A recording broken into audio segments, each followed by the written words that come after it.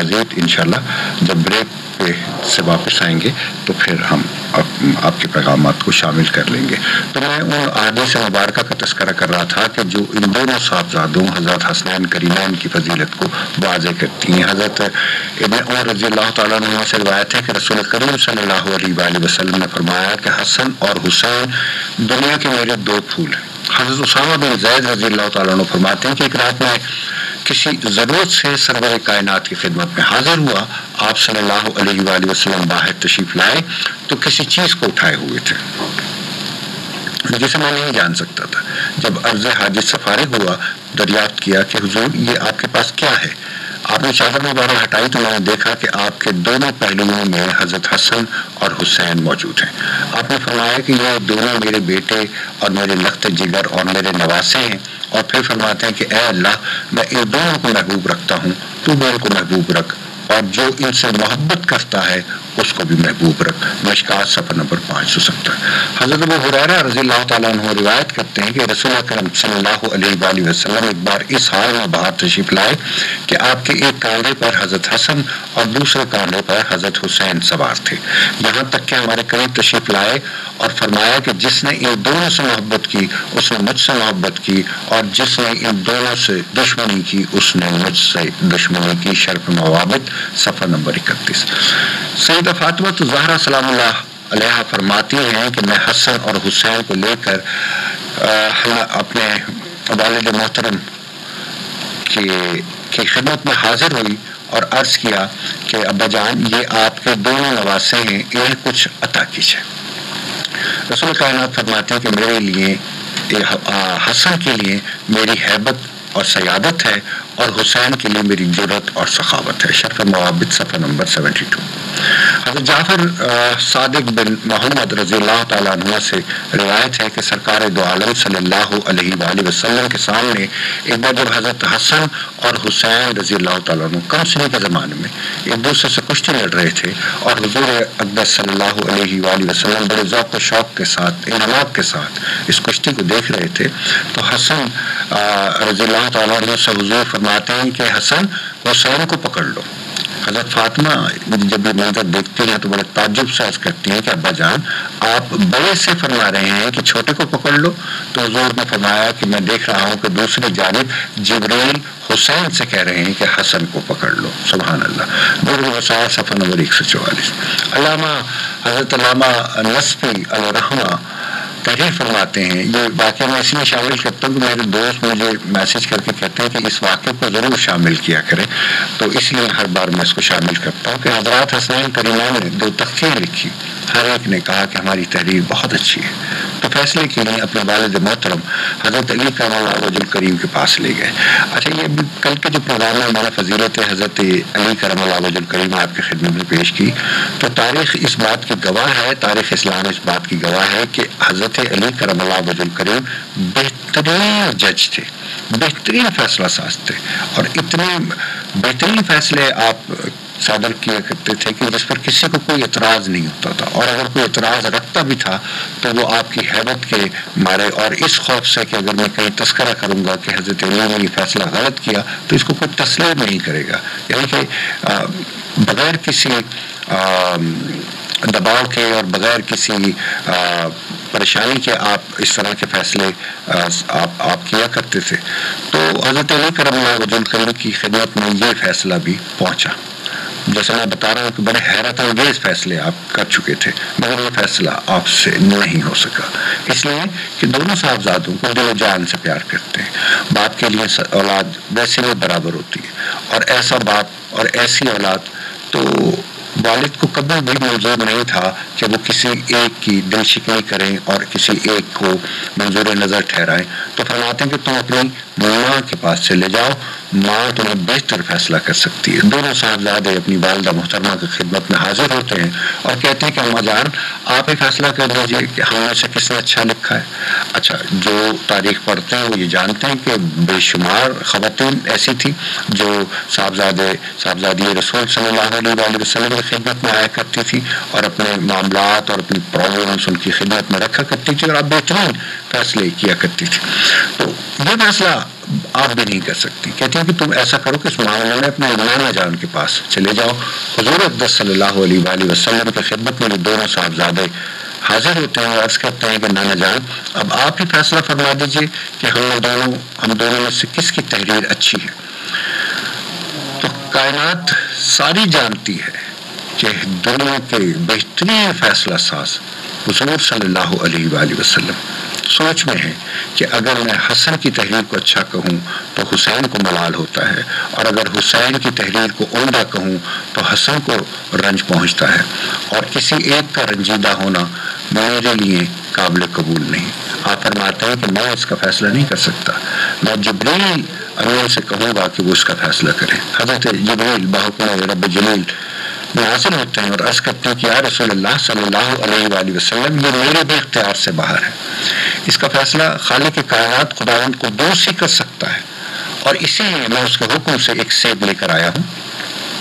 اور اس نے فرمایا ہے کہ میں دونوں تختیوں کو زمین پر رکھ کے سیب کو ان پر اچھالوں، اور جس تختی پر یہ سیب گرے فیصلہ ہو جائے گا کہ اس بیٹے کی تحریر زیادہ اچھی ہے. دونوں تختیاں ساتھ ساتھ رکھ دی گئی. حضرت جبریل علیہ السلام نے اوپر سے ان تختیوں پر سیب کو اچھالا، اور بحکم رب تعالی راستے میں ہی وہ سیب کٹ کر آدھا ہو گیا، اور آدھا ایک تختی پر اور آدھا دوسری تختی پر جا گرا. اس طرح ساری کائنات کو تخلیق کرنے والے نے فیصلہ فرما دیا کہ دونوں ہی صاحبزادے اچھے ہیں، دونوں کی ہی تحریر اچھی ہے، اور کسی ایک کی تحریر کو خالق کائنات نے بھی پسند کر کے دوسرے کی دل شکنی کو گوارا نہیں کیا. نوزۃ المجالس جلد نمبر 2 صفحہ نمبر 390 پر یہ روایت درج ہے. عزیزان گرامی، بات یہ ہے کہ یہ ہے وہ مرتبہ اور مقام خداوند قدوس کی بارگاہ میں حضرات حسنین کریمین کا. لیکن کتنے دکھ اور افسوس کی بات ہے کہ اس مقام اور مرتبے کے لوگ جو کہ اچھی طرح سے جانتے تھے، کیونکہ بات یہ تھی کہ اس وقت جب واقعہ کربلا ہو رہا تھا تو کئی ایک صحابہ کرام اور ان کی اولادیں موجود تھیں، اور سب جانتے تھے کہ حضرت امام حسین حق پر ہیں. اچھا، اس میں حضرت امام حسین نے کبھی بھی یزید کو برا بھلا نہیں کہا تھا اپنی زندگی میں،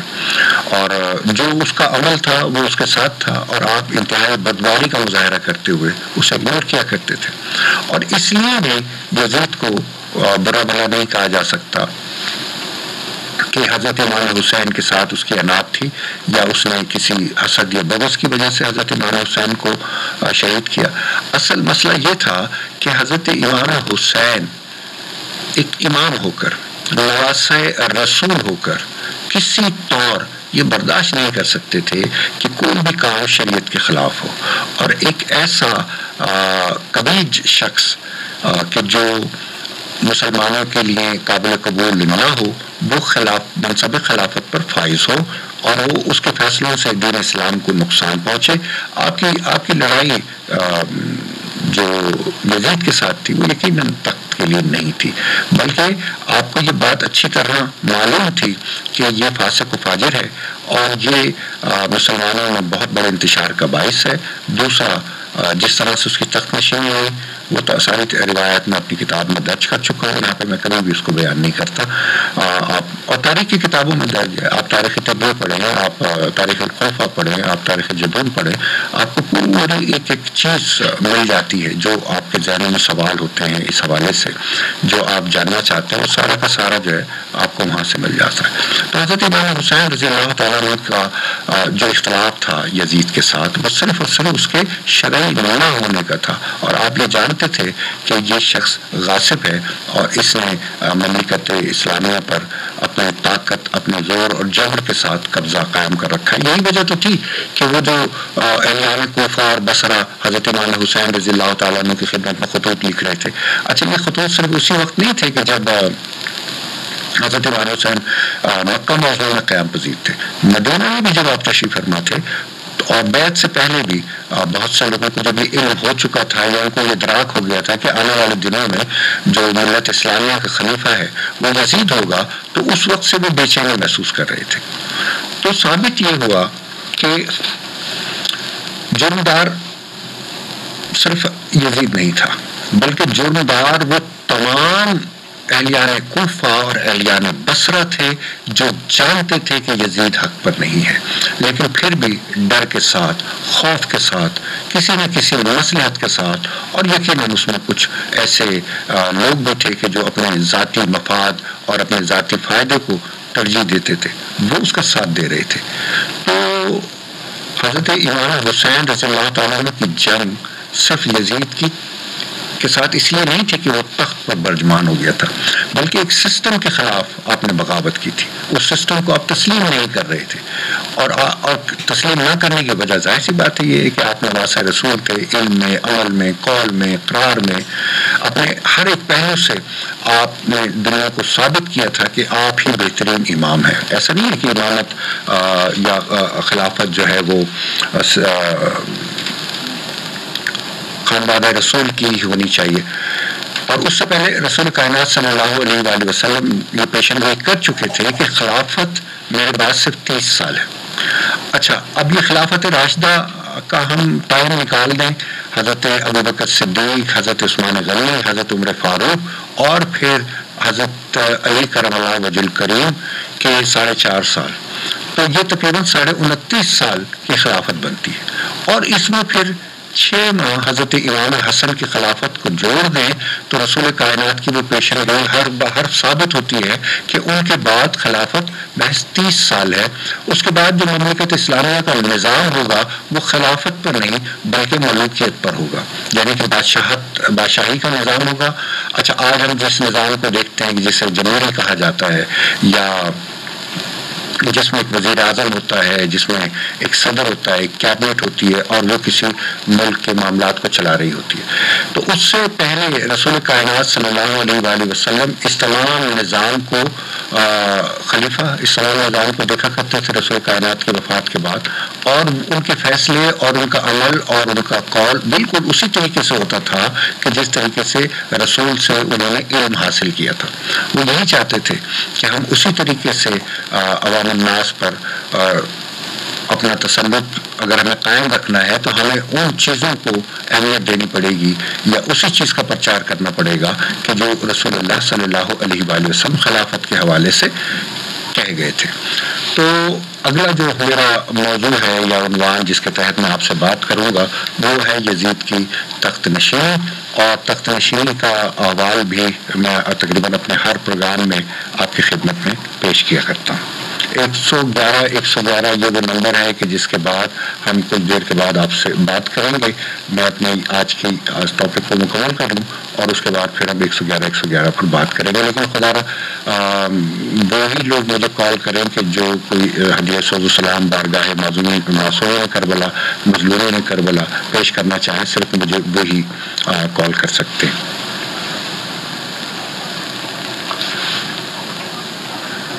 کچھ آپ کے پیغامات بھی ہیں اور فیس بک پر بھی کافی سارے لوگ ہیں کہ جو اس وقت اس پروگرام کو دیکھ رہے ہیں۔ آپ سب سے صرف اتنی سی درخواست ہے کہ اس پروگرام کو زیادہ سے زیادہ شیئر کریں تاکہ ثواب جاریہ کے حقدار بھی ٹھہریں، اور یہ علم اور عمل والی بات اور حق اور سچ والی بات یہ ساری دنیا تک پہنچے۔ اچھا، تھوڑا سا میں تذکرہ سیدنا حضرت امیر معاویہ کا بھی انشاءاللہ آگے چل کر کروں گا کہ آپ رسول اللہ صلی اللہ علیہ وآلہ وسلم کے صحابی تھے، اور کئی ایک سال تک آپ امیر المومنین رہے، اور اپنی وفات سے قبل آپ نے اپنے بیٹے یزید کے اس کی تخت نشینی کے لیے آپ نے کوششیں شروع کی، اور پھر جب آپ کی وفات کا وقت قریب آیا تو خلافت بجائے اس کے، وہ ایک ایگریمنٹ جو میں نے آپ کو پہلے دن پروگرام میں سنایا تھا، حضرت امام حسن نے جب خلافت چھوڑی تھی تو حضرت معاویہ سے ایک ایگریمنٹ ہوا تھا کہ جی ابھی خلافت امیر معاویہ کو دی جاتی ہے، لیکن ان کی وفات کے بعد یہ خلافت جو ہے حضرت امام حسن کو واپس مل جائے گی۔ اچھا، اب وہ کیا ہوا کیا نہیں، بہرحال وہ ایگریمنٹ کہیں کھو گیا یا اس میں کچھ ایسی چیزیں شامل ہو گئیں کہ جس کی وجہ سے خلافت واپس آل رسول کو نہیں ملی، بلکہ خلافت کے لیے حضرت امیر معاویہ رضی اللہ تعالیٰ عنہ نے اپنے بیٹے کو منتخب کر لیا، اور بیٹا کہ جس کے بارے میں بے شمار مستند علماء اکرام کا یہ کہنا ہے کہ وہ حق کے راستے پہ نہیں تھا، بلکہ فسق و فجور کا راستہ اپنائے ہوئے تھا، شراب پیتا تھا، بد زبانی کرتا تھا، دین کے بارے میں اسے اتنا علم نہیں تھا۔ اس کی کنیت ابو خالد اور اس کا جو خاندان ہے وہ بنو امیہ کا ہے۔ تو جب آپ میری کتاب پڑھیں گے تو میں سارا بنو امیہ کا تعارف ایک ہی جگہ پر آپ کی سہولت کے لیے ایڈ کر دینا چاہ رہا ہوں کہ میں بریک لے لوں اور اس کے بعد پھر واپس آؤں تو پھر میں آپ سے یزید کے کردار کے حوالے سے، اس کے تخت نشینی کے حوالے سے بات کروں۔ اچھا، چونکہ بریک تھوڑا سا طویل ہے، بیچ میں نیوز ہے، تو میں جو لائیو فیڈ ہے فیس بک کی اس سے میں اسٹاپ کروں گا اور انشاءاللہ جو ہے 10 منٹ کے بعد پھر واپس اس فیڈ کو ہم آن کریں گے اور پھر آپ سے بات ہو سکے گی۔ جزاک اللہ خیر۔